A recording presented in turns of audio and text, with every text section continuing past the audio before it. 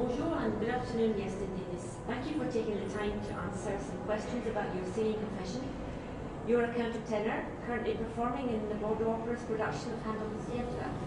That's right. I've had an amazing experience here performing in this wonderful opera house, performing a really great piece, and I hope Bordeaux have enjoyed having me. I'm sure they have. Could you tell us what about the voice of the countertenor? Could you describe what is a countertenor? A countertenor voice is it's the name given to a male voice, an adult male voice, singing in the range of the equivalent of the female alto.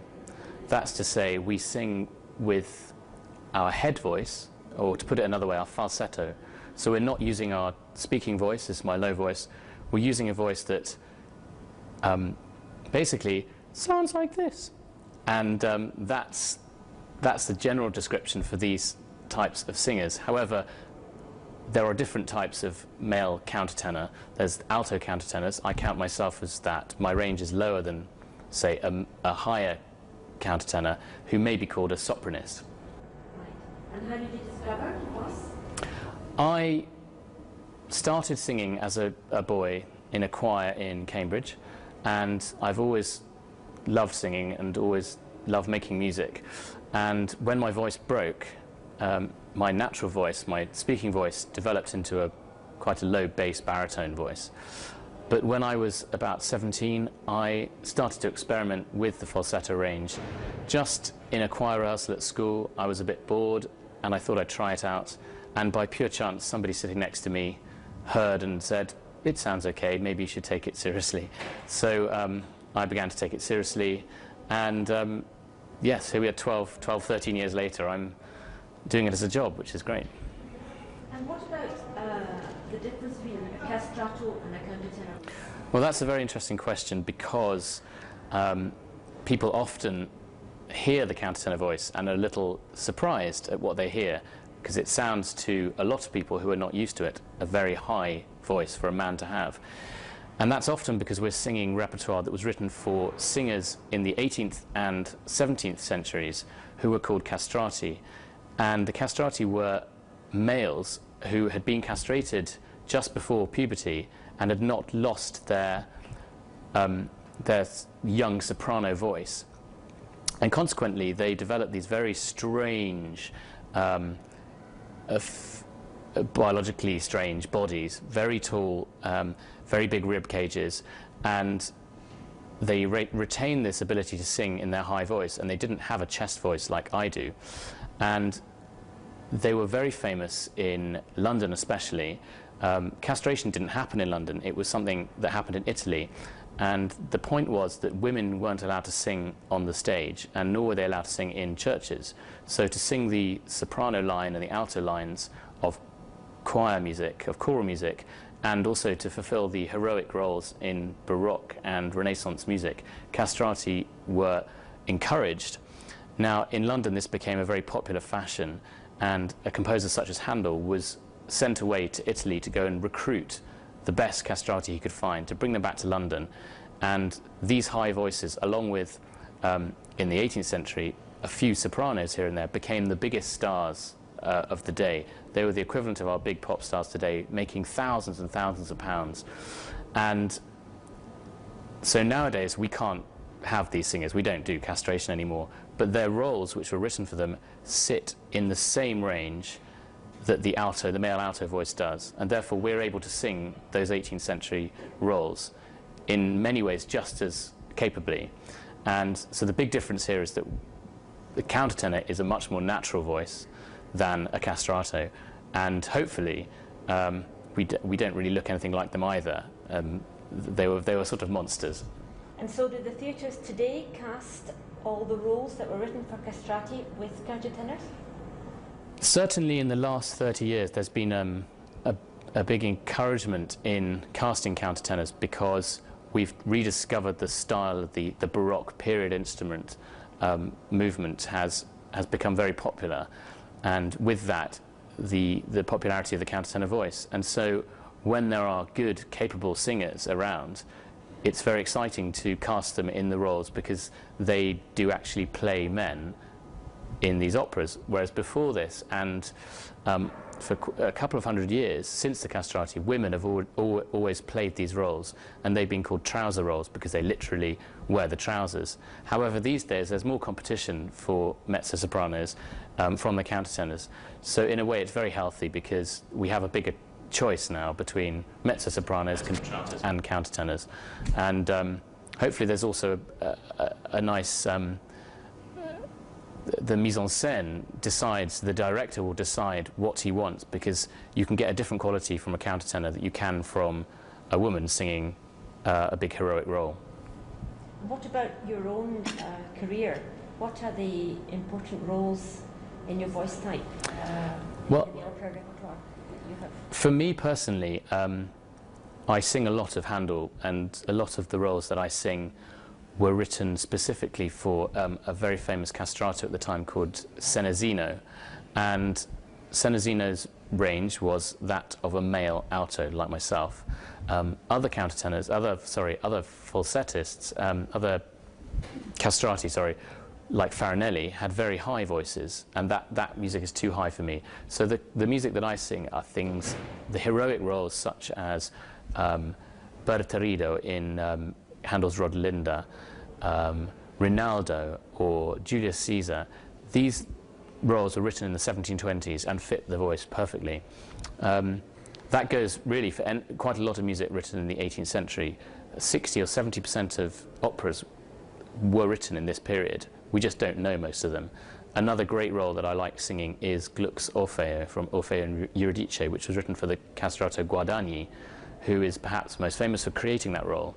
But he also sang the Messiah for Handel, and Handel rewrote the very famous Messiah arias, But Who May Abide, for him. But on the other hand, there is contemporary composers writing for the countertenor and exploring this voice type, which has really become something that we hear in the opera house only in the last 50 years.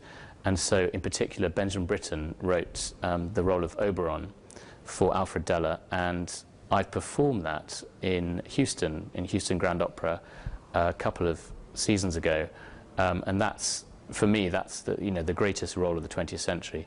But Thomas Adès, George Benjamin, there are more and more roles being written for countertenor. Plus, we also get to sing a huge amount of sacred music, and we get to do concerts and recitals. So hopefully we're always busy. What about, how have you found working in Bordeaux in our opera? Well, I think it's one of the most favourite projects I've done, mainly because the theatre itself is an 18th century theatre, and this fits perfectly with the repertoire that we're singing. Handel's Jephthah is from the 1750s, and this theatre's not long completed after that.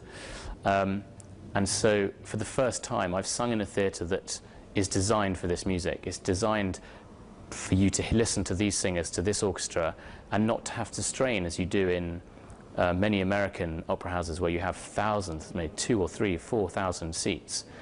And it's very difficult to appreciate the nuances and the subtleties within Baroque music. So it's been a real pleasure to sing here, and in a theatre that hasn't burnt down. It's the original thing. And I was thinking today as I was walking through Bordeaux, how incredible it is that the centre of town is the opera house for people to meet. You know, we stand around in the square outside the opera house, and you have the big Regent Hotel and the cafes, and it's nice to have that at the heart of Bordeaux, I think. But living here as well, it's an incredible city, very optimistic, and it feels like it's a place designed to welcome pedestrians and welcome people, and not sort of impose cars and modern industry and money on everything. So it's been simply wonderful. Plus the wine and the weather. Singers, as you know, like a drink. So it's been perfect. Rehearsing here, going to the wonderful bar van next door, and we've had a really great time. Thank you very much. Not at all.